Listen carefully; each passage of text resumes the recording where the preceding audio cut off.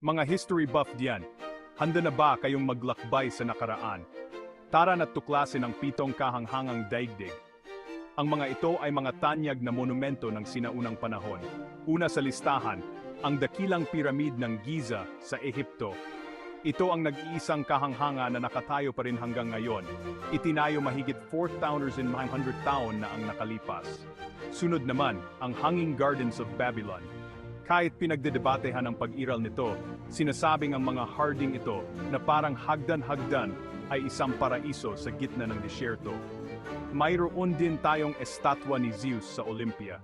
Ang napakalaking estatwang ito ay nililok ng tanyag na eskultor na si Phidias at naging simbolo ng debosyon ng mga Griego. Sumunod ang templo ni Artemis sa Ephesus. Isa itong obra maestra ng arkitekturang Griego, pinalamutian ng mga maririkit na estatwang tanso. Ang mausoleum sa Halicarnassus